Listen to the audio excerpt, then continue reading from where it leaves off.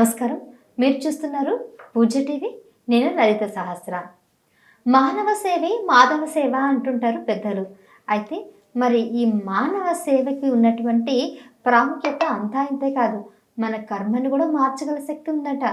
మరి అది ఎలా సాధ్యమో ఈరోజు తెలుసుకుందాం.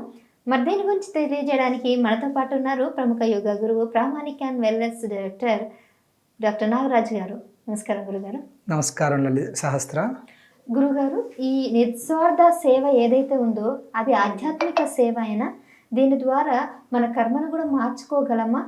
నిస్వార్థ సేవ, ఏ సేవ చేసినా అండి, సేవ అన్న భావన మనిషికి కలిగినప్పుడే కలిగింది అని అనుకోండి, అక్కడ ఆయన కర్మని బాగు చేసుకుంటున్నాడు అంటానికి నిర్వచనం. అది మీరు భక్తి మార్గంలో సేవ చేయండి, భగవంతుడి దగ్గరికి వెళ్ళి మందిరాల్లో సేవ చేయండి, ఇంకొక రూపంలో గోసేవ చేయండి. అన్నిటికంటే ఉత్తమం ఏంటంటే మానవ సేవ.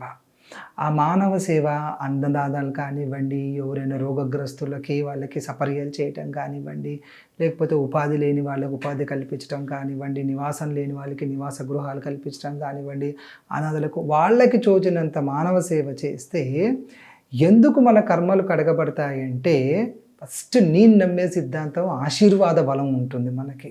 ప్రతి ఒక్కళ్ళు మనము దీవెనలు పెడతారు, బ్లెస్ చేస్తారు. ఆ బ్లెస్సింగ్స్ ద్వారా మనకి తగినంత ఎనర్జీ వస్తుంది. ఆ ఎనర్జీ ద్వారా మనం ఇంకొన్ని మంచి పనులు చేస్తాము. ఆ మంచి పనులు చేయటం ద్వారా ఏమైపోతుందంటే, మన కర్మ సిద్ధాంతం ప్రకారము మన బ్యాంకులో మనము మంచి కర్మని నింపుకున్నప్పుడు మానవ జన్మ సార్థకత అవుతుంది. ఓకే. అయితే ఈ సేవకి నిర్వచనం మీరు చాలా చక్కగా వివరించారు.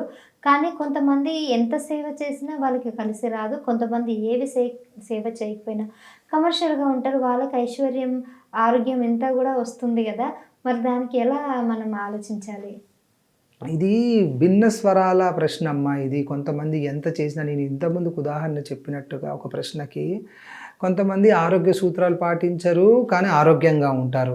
కొంతమంది అన్ని ఆరోగ్య సూత్రాలు పాటిస్తారు కానీ చాలా జబ్బులకు గురవుతారు. మరి దీనికి సమాధానం ఏంటి?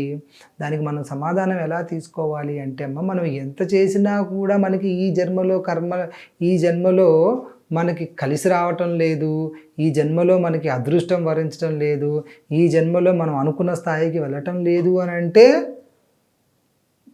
మనము తక్కువ చేస్తున్నాము, ఇంకా ఎక్కువ చెయ్యాలి అన్నది నిదర్శనంగా తీసుకోవాలి తప్పించి, ఉదాహరణకు తీసుకుంటే మీకు ఏదో సమస్య వచ్చింది, ఇన్ఫెక్షన్, ఒక 200 mg మందు ఇచ్చాడు వైద్యుడు, అది మీకు తగ్గటం లేదు. వెంటనే వెళ్తే డాక్టర్ ఏం చేస్తాడు, మళ్ళీ ఇంకొక ఔషధం మార్చి ఇంకొక డోస్ పెంచి 500 mg ఇస్తారు. ఎందుకు? అది సరిపోలేదు కాబట్టి మీకు జబ్బు తగ్గలేదు. మీరు చేసిన చెడు కర్మలు ఏదైతే పూర్వజన్మలో ఉన్నాయో, ఏదైతే ఈ జన్మలోనే చేశారో, మంచి జరగాలి అంటే అది కడగబడలేదు, అందుకే మీకు మంచి జరగటం లేదు అనేది పర్సనల్గా నేను నమ్మే సిద్ధాంతం. ఇది అందరూ మనం నమ్మాలని లేదు, నమ్మకం కానివ్వండి. ఉదాహరణ ఎందుకంటే, మనం ముందుకు వెళ్ళాలి అంటే ఒక బలం ఉండాలి మనకి, ప్రశ్నకి సమాధానం దొరకాలి కాబట్టి శాస్త్రంలో ఇలా చెప్పబడ్డాయి. ఓకే గురుగారు. అయితే ఇప్పుడు ఈ మానవ సేవే మాధవ సేవ అన్నప్పుడు కొంతమంది మానవుల కన్నా భగవంతుడికి ఎక్కువ సేవ చేస్తూ ఉంటారు. వాళ్ళకి సేవ మార్గంలో అంటే లైక్ మీరు చూస్తూ ఉంటారు, తిరుపతి ఉండీలలో కోట్ల డబ్బులు వేయడము, వజ్ర వైటూర్యాలతో కిరీటాలు చేయడము, ఇదంతా ఒక భగవంతుడికి అంత ఖర్చు పెడుతూ ఉంటారు. కానీ మానవుల దగ్గరికి వచ్చేయడానికి ఒక రూపాయి వేయడానికి కూడా ఆలోచిస్తుంటారు. ఎందుకని అంటే అది వాళ్ళ వ్యక్తిగత అభిప్రాయం అమ్మా. ఇలా చెయ్యండి, అలా చెయ్యండి అని మనం నిర్దేశించడానికి మహా పండితులకి, గొప్ప మహానుభావులే చెయ్యలేదు. మనం ఎంతటి వాళ్ళమో అది వాళ్ళ వ్యక్తిగత అభిప్రాయం. కాకపోతే నేను నమ్మే సిద్ధాంతం ఏంటంటే, దేహం దేవాలయం, జీవుడు సనాతన దైవం. మన దేహంలోనే దేవాలయం ఉంటుంది, జీవుడిలోనే దైవత్వం ఉంటుంది కాబట్టి జీవుడికి గినక నిస్వార్థంగా నిస్సంకోచంగా గినక మనం గినక సేవ చేయగలిగితే అది మీరు ప్రత్యక్షంగా కానివ్వండి పరోక్షంగా కానివ్వండి ఆ పుణ్యాన్ని మనం మూటగట్టుకోవచ్చు. ఇంకొకటి మీరు అడిగిన ప్రశ్న ఏంటంటే హుండీలలో కోట్లు వేస్తారు మనుషులకి పెట్టరు అంటే అది వాళ్ళ వ్యక్తిగత అభిప్రాయాలు.